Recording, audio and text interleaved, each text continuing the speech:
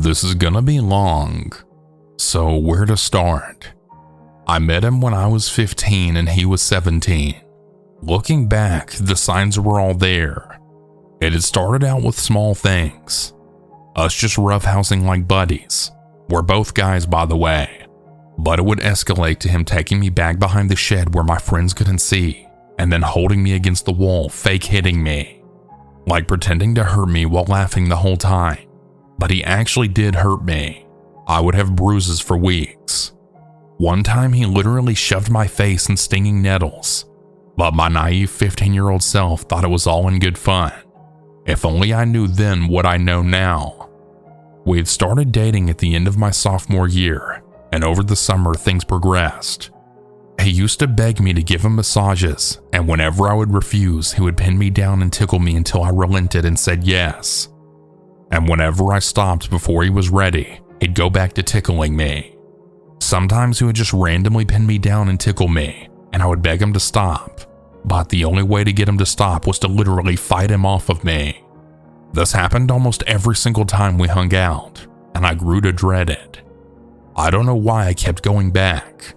Honestly, I guess I was just so in love with them.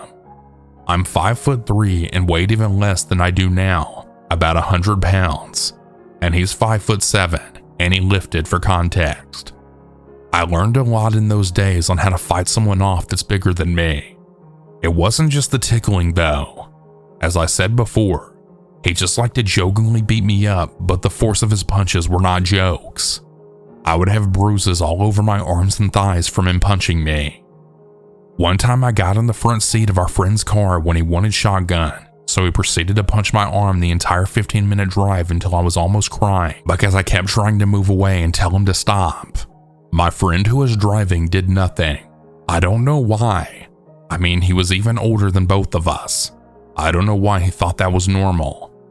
It wasn't just punching me either. I had recently gotten my ear pierced and he thought it was so funny to smack me upside the head. One time he made me bleed, and when I told him, he just said that he hadn't. I tried to talk to him about this so many times, asking, "Please just don't touch my ears." And every time I asked, all he would do was correct my grammar. This was over text. I was honestly just scared to say anything in person. We ended up breaking up and just staying friends. I spent all of my free time at his house like an idiot.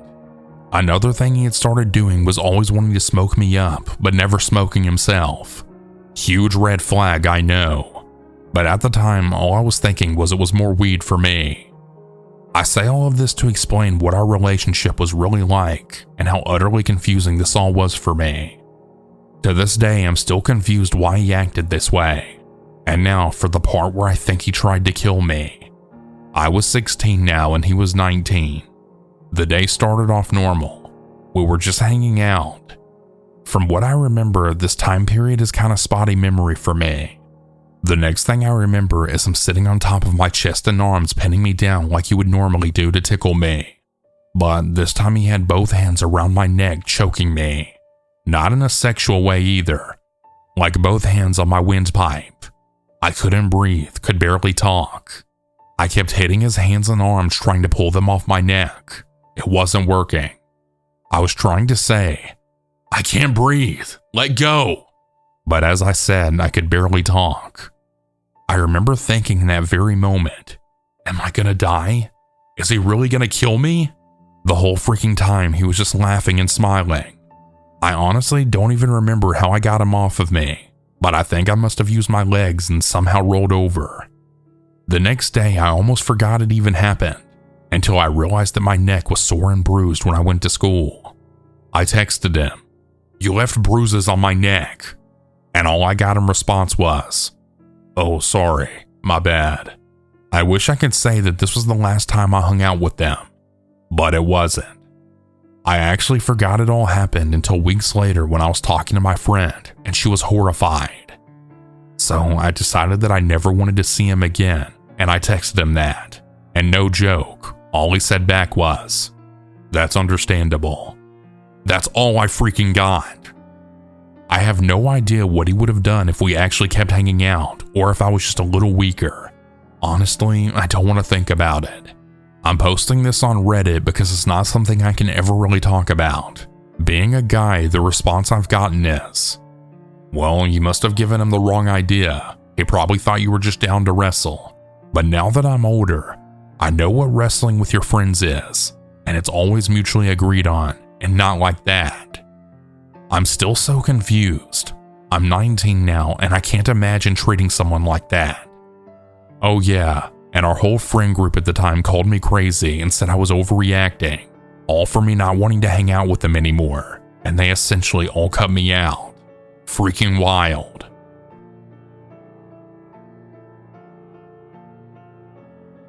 The story is about my dad's ex and my former stepmother. It's more so of a crazy stepmom story. But again, she was my father's ex, and she put me through hell. So I had known this woman since before I could remember. She was really good friends with my mom and dad through high school, so I already knew her before all of this. Unfortunately, my mother was an alcoholic and a pill addict, which led to pretty bad neglect for several years when I was very young. A story for another day. After missing most of my 3rd grade year, DCS got involved, and my dad got custody of me. He was dating stepmother at the time, and at first, everything was fairly normal. She was like an older sister, a friend. It wasn't too long before I noticed things start to change. One day when I was about 9, I was sitting on the living room floor playing with my back against the couch. Stepmother crossed the living room to go down the hallway, and as she did, seemed to shoulder check the doorway. As soon as she did this, she turned around and started yelling at me, accusing me of pushing her. I stared at her dumbfounded because I hadn't moved from my spot in the floor. She continued yelling and accusing me as I tried to rationalize it all in my head. Maybe I got up and don't remember? But why would I push her? I really had no negative feelings towards her at this point, so it didn't make any sense. But she was an adult and I was a child. Surely she knew what she was talking about. Stepmother was a taller, skinny woman with long golden blonde hair straightened through the length with those poofy 80s bangs on top. She typically wore high-waisted jeans and kept long, pristine red nails that would end up being a horrifying symbol to me in my teen years. Things only got worse as I got older. I would speak to my mom on occasion over the phone or in a letter the first few years, but each time I did, stepmother would become more and more hostile towards me, claiming that my contact with my mother was making me misbehave, but I was always an introvert. I loved reading in school, and I was a bit of a nerd and hated getting into trouble, so this accusation didn't make much sense to me even, but what could I do about it? Before too long, I noticed that stepmother had looked for any opportunity alone with me to treat me however she wanted. Stepmother quickly became extremely militant. Each morning, she woke me up for school by bursting into my room and aggressively jerking the covers right off my body. Some mornings even grabbing my feet, digging her nails in, and twisting my toes. I was expected to follow a strict schedule on school mornings.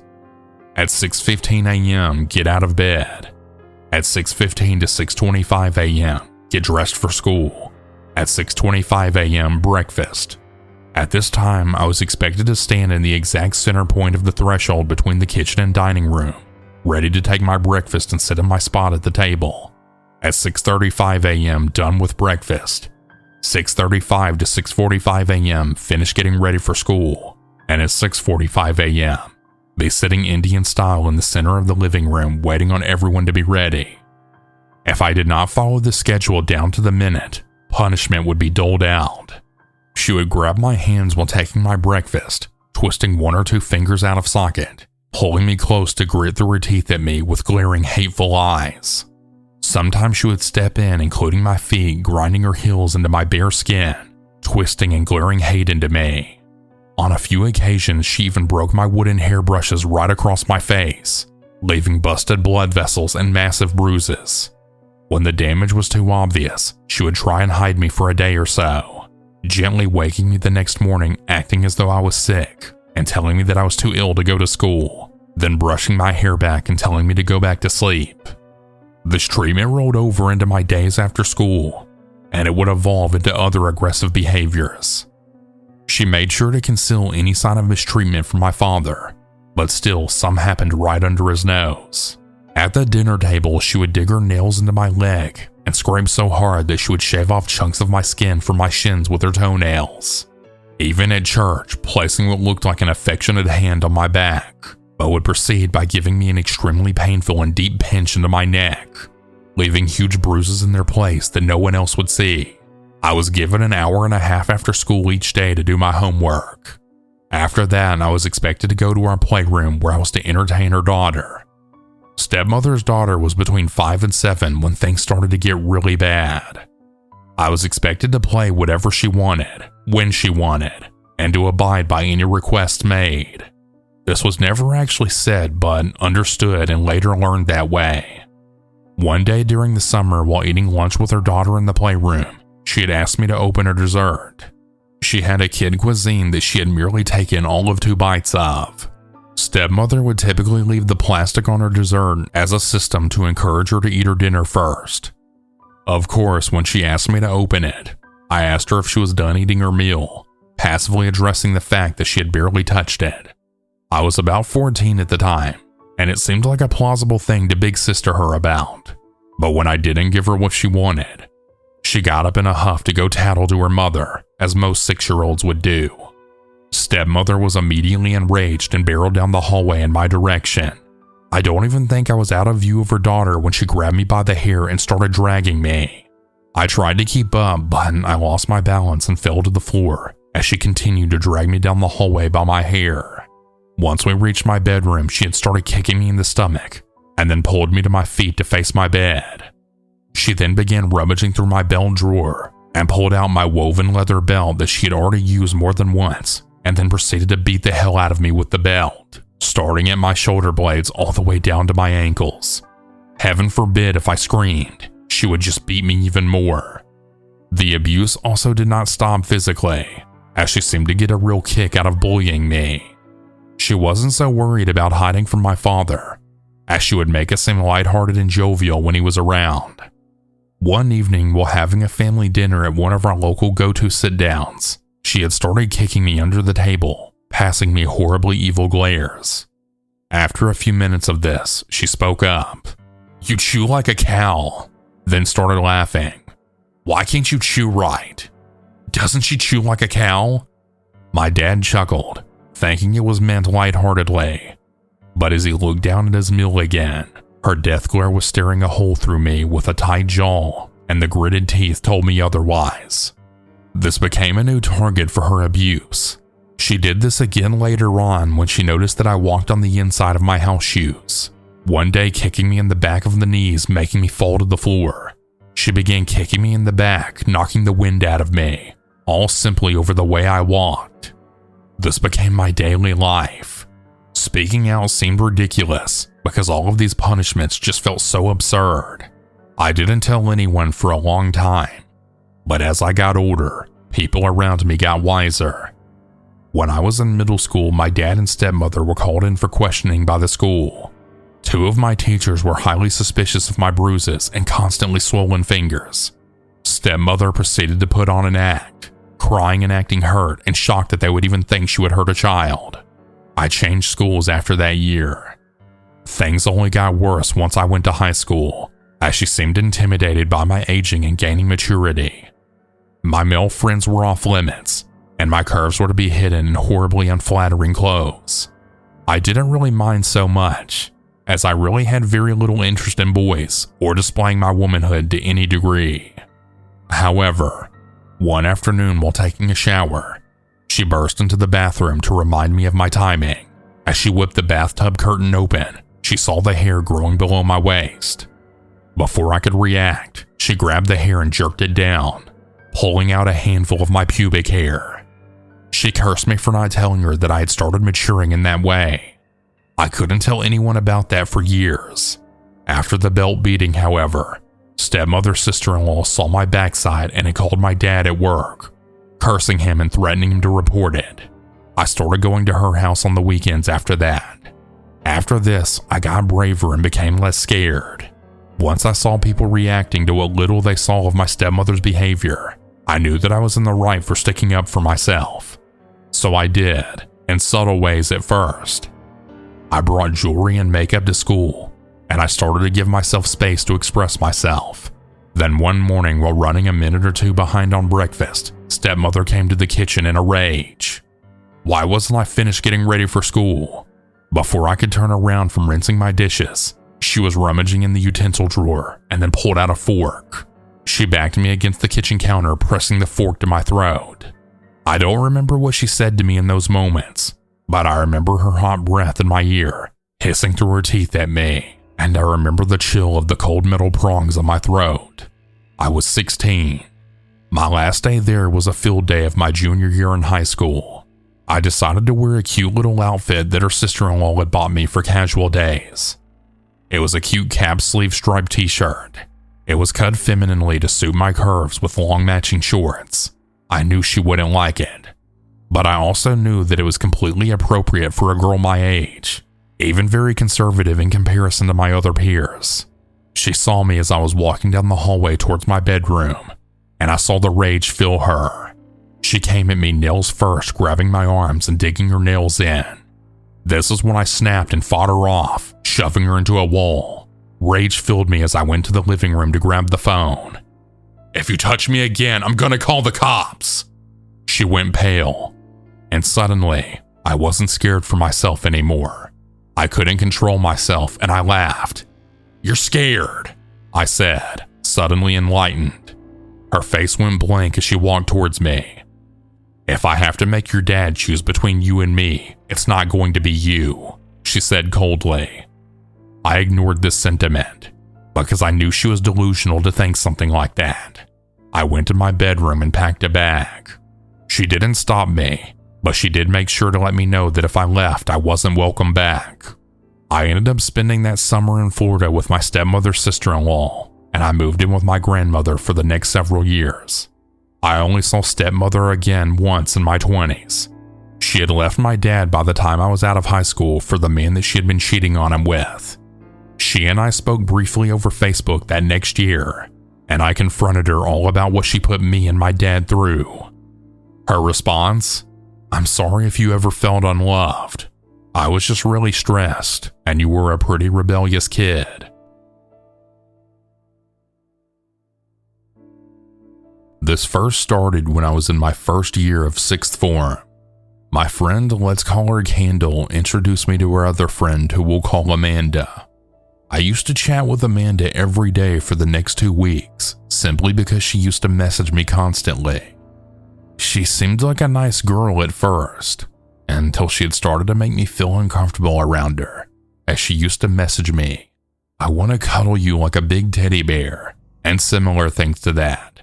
And I shot it down, and she got upset and threatened to call the police on me if I didn't go on a date with her. I'm a gay guy, by the way, but I wasn't out of the closet at this point in my life.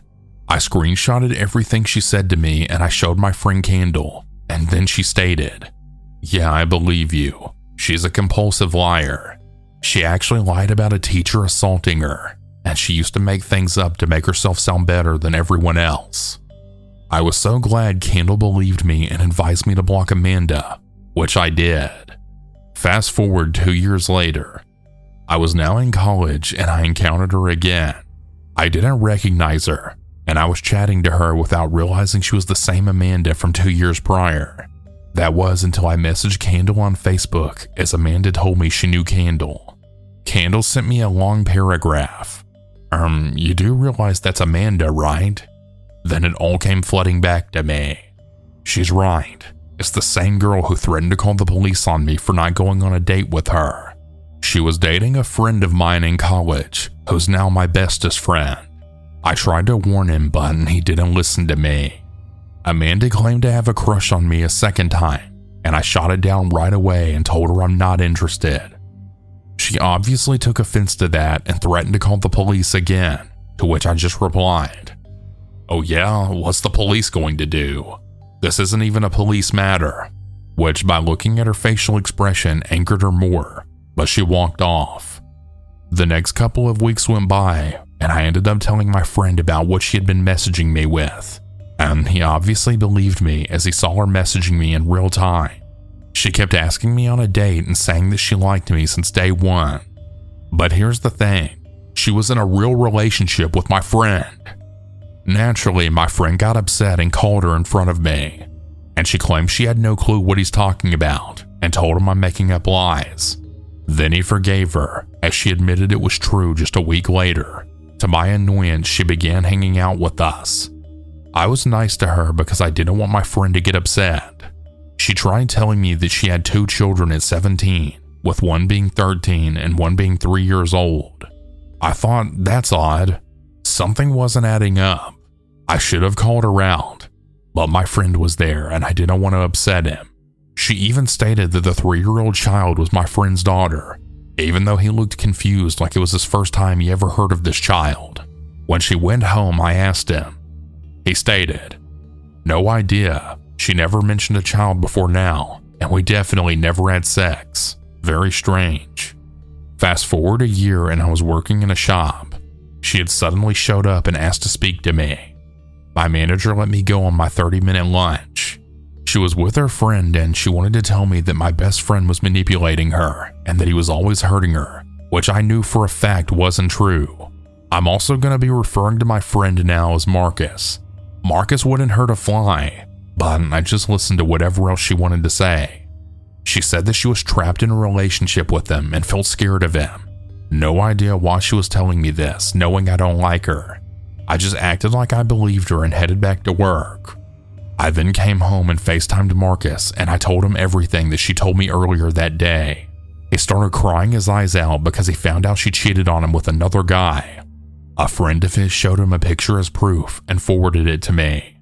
It was definitely a picture of her with some guy kissing on the bus. I told Marcus that he needed to get away from her ASAP, which he did, until the next day they were back together as he yet again forgave her. We started doing group video chats, me, Marcus, and Amanda at her request. And remember her 3-year-old from the year prior? Well, now she's a 5-year-old named Lily, who literally never existed. And I asked her about the 13-year-old she mentioned, and she just replied with, "I don't have a child other than Lily." And the next couple of months go by, and she used to say, "Lily's in bed," or "Lily's at school," etc. Well, I called her out. She used to show us Lily by turning the camera to a pitch black area of her bedroom and then quickly put the camera back to her. I thought this was odd and I then said, "Why did you move the camera so fast? We didn't even see anything." She then replied, "Well, because she's camera shy," or "she's asleep." I just couldn't take it anymore. It was excuse after excuse. If Lily was Marcus's daughter, he deserved to see her, as he literally never met or saw Lily, not even once. I sent her a long message stating that Lily simply does not exist, and why aren't there any pictures of her? Then I blocked her because I just had enough of her playing games with my best friend. She then went on people's Facebook, and I kid you not, she took photos of random people's children and claimed them as Lily. Marcus and I looked at each other and we knew these were different pictures of random kids. Some of them weren't even girls. This went on until one day me and Marcus went to Amanda's mother's workplace, and Marcus showed her all the messages, especially the ones about Lily and the many pictures of her and the random guy she meets up with. Some of the men Amanda met up with were like 50 to 60-year-olds, and we found her on a dating website asking for men to fatten her up. We showed everything to Amanda's mother. Her mother was furious. She said that Amanda never had kids, she was never assaulted as a child, and she knew that something was odd as she got into some random man's car just the day before. I really thought that this was the end of Amanda, but I couldn't be more wrong, as Marcus, like an idiot, met up with her that evening and forgave her for like the millionth time. And then something strange happened the next day. Marcus called me on FaceTime and he was furious with me. I asked him what was going on. What did I do? He told me I was a bad friend and he wanted to cut me out of his life.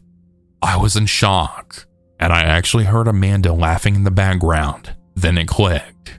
She said something about me which wasn't true, and now me and Marcus are arguing like crazy, and he blocked me on everything, which really broke my heart, as this guy was my best friend, and now he's believing his compulsive lying girlfriend over me. Marcus and I were having an on and off argument all the time. and Amanda was at the root of it, telling him lies and manipulating him like she was jealous of our friendship. Maybe she thought I was a threat to her relationship with Marcus and tried to split us up as best friends. She literally used to invite me out with them, and when I turned up, she used to be like, "I wanted to spend time with you. Why is he here?" "Excuse me? You're the one who invited me." This happened every single time until one time I snapped back at her, which made her cry, but I didn't care. She needed to stop doing this to me, as it wasn't healthy for my mental health. A few weeks go by, Marcus was texting me on Facebook Messenger, and we were having a laugh like we used to. He went to the bathroom as he was with Amanda. Then I suddenly got a text from Marcus again saying, "Hi, it's Amanda." I just replied with, "Hey." And she had started sending me more threatening messages saying that I need to leave Marcus alone and that he doesn't like me and I need to move on. I was just like, what the hell? I ended up arguing with her over this, asking why the hell she's using his phone to send me these messages. Amanda was like, "I dare you to come say that to my face." At this point, I had had enough, and I contacted a friend of mine who we'll call Jasmine. I told her all about the situation, and I ended up in tears on the phone. I've known Jasmine since primary school, and we've been close friends since. So she naturally got defensive, and she asked me to get in her car and she'll drop me off where they are so I can say it to her face. Jasmine wanted to hurt Amanda for what she's done to me. We saw them, and then we confronted them. Marcus genuinely had no clue what was going on until I showed him the messages that Amanda had sent on his phone. He was furious, and he walked off in tears. I ran after him, leaving Amanda and Jasmine alone. Marcus and I hugged it out, and we had a talk about what's happened. He was telling me that he isn't allowed friends anymore, and Amanda even made him choose between her and his family, which made me even more furious. I had had enough of the way she was treating my best friend. The next day, Jasmine messaged me and said she can't be friends anymore as I was bullying Amanda for months, which wasn't even true. I would never bully anyone. I said to Jasmine if she was really my friend, she would know that Amanda was lying, but obviously not. To this very day, I never saw Jasmine again.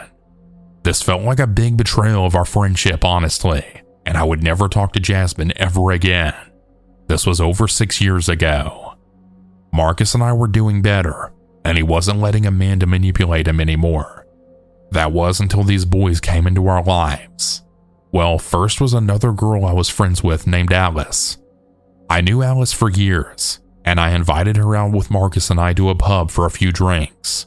It was a nice evening, and Alice even called Amanda and told her that she needed to leave Marcus alone. Later that evening, we said goodbye, and I was naturally worried for Marcus as he's like a little brother to me at this point. Alice asked if I was gay, which I am gay, but I wasn't out of the closet yet, so I responded with no. Alice then said, "Then why are you worried about Marcus? You obviously fancy him." "Well, no, he's like a brother to me, and we've been through a lot because of Amanda, so I obviously do care about him." I thought to forget about this conversation, so I assumed that she was just making conversation. Alice messaged Marcus asking him out on a date on a messaging app, and by the end of the week, they had started dating. I was really happy that he's moving on from Amanda, but boy was I wrong. I had started receiving messages from Alice's brother and his friends stating that they're going to slice my throat and messaging Marcus to help them beat me up. We were talked into joining a group video call, and the call contained me, Marcus, Amanda, Alice's brother, and his friend. They were saying horrible things towards me, saying I should die and that I hurt women, which wasn't true at all. It was just more of Amanda's lies, and I was messaging Marcus to back me up because he was quiet while I'm trying to defend myself against these crazy guys. He just read my messages and still sat there not saying anything. At this point, I had enough, and I just left the call in the group, and I blocked all of them apart from Marcus. Marcus called me the next morning saying sorry for not defending me. I just replied back with, "Well, that's not good enough. They were literally threatening me, dude." Marcus went quiet and said sorry again. By that point, I had ended the call because I couldn't be bothered with this stress anymore. Next thing I know, Alice was denying that she ever dated Marcus and claiming that I had made a fake account of her on the messaging app. Are you serious? I also noticed Alice was being besties with Amanda on Facebook, So that's the puzzle fitting. At this point, I wanted to just end my life. I was at my lowest. I was losing all of my friends because of this psychotic Amanda. This was the start of my depression getting worse and worse. Marcus and I eventually made up and were best friends again. But there was a time period where we didn't talk for over a year. I guess that's me trying to move on with my life. But we eventually started talking again. And Marcus and I met up again, just the two of us, and he was saying how sorry he was for everything he's done. I told him it's okay. He was just under Amanda's control. Fast forward to 2024. Marcus has a new fiance who's a very lovely girl, and I'm gonna be the best man at his wedding because I stopped him from jumping every time Amanda cheated on him. This part I did leave out in the story, but yeah, that happened. He now sees I was always there for him, and we're closer than ever. He defends me a lot nowadays, and he always has my back. I've seen Amanda here and there a few times, but when I do, I never acknowledge her. She truly was a psychotic woman. Back in my single days, I often tried to use online dating apps. I talked with this one guy in particular. For the sake of this story, I'll call him Tom. Tom and I had started chatting after we matched, and it went well, so we progressed to talking over the phone. He had a nice voice, and I liked that he could carry on a conversation because I always feel sort of awkward with talking to people, and I have the problem of running out of things to say. My mind will draw a complete blank when I'm nervous. So having him talk to me on the other end of the line was a nice relief. After some successful phone conversations, we went on a couple of dates in person that were surprisingly very pleasant. We met up at public venues, a couple of restaurants, the usual. We both had a background in English, and he was also a writer just like me, so it was nice to have these interests in common. Our conversations were easy, in-depth, with a nice flow. I invited him to a function in my community where he introduced himself to my neighbors, friends, and family. They kind of looked at me questioningly, like, "Is this your new boyfriend?" raising their eyebrows. I told them no, that we were just friends who were still getting to know each other. It felt too soon for me to call him my boyfriend, but Tom said something different, telling everyone that I was in fact his girlfriend. I had to keep correcting him.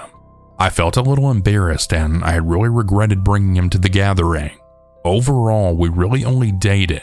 I use that term loosely, and it was for about 3 weeks before things started to get really weird with him. Tom was increasing his number of text messages and wanting to spend a lot more time with me, asking to see me almost every single day. At first, I thought it was flattering. I enjoyed the attention and the feeling of being wanted, but at some point, I'm not exactly sure when, it had escalated to a really uncomfortable level. I remember just feeling smothered. He'd blow up my phone asking me what I was doing, but it didn't seem like he was asking me in a normal, "How are you doing?" kind of way. There was a controlling undertone to the question. When I answered, he'd want to know every detail about where I was, what I was doing, what time I was doing it, everything. I considered that maybe he was just feeling insecure and he would calm down with some time. On our next outing, I met up with him and my friend so we could go out to a bar and hang out. At some point though, my friend wanted to leave because she wasn't feeling good. We said goodbye to Tom and I left the bar to go take her home. When I checked my phone after arriving home late that same night, I saw that I had a bunch of angry text messages from Tom about, "Why didn't you kiss me goodbye?" and things like, "You don't really like me, do you?" I just wrote back saying that I had to take my friend home. I didn't know I was supposed to kiss you. Kissing shouldn't be an obligation. Sorry, I just didn't think about it because I was occupied. Can we let this go? I'm really tired and I want to go to bed now. He just said back, "Okay, you're right. I'm sorry. Please don't ghost me, okay?" Or something along those lines. I don't know why, but I just felt really weird and that he was way too clingy, and it worsened from here. Moving forward, whenever I talked to him, it seemed like he would deliberately be trying to initiate an argument or fight. I'm not the confrontational type, and this was incredibly energy draining for me to keep up with. "Why does everything have to be an argument?" I asked him. He explained how he grew up in an abusive household and that he was used to the members of his family fighting and arguing all the time. This felt normal to him. I explained, "Well, I'm not used to this, and frankly, it feels a little scary to me. People in my family talk things out calmly whenever we have disagreements. We don't raise our voices, jump to accusations, or have temper tantrums." "You're right," he said.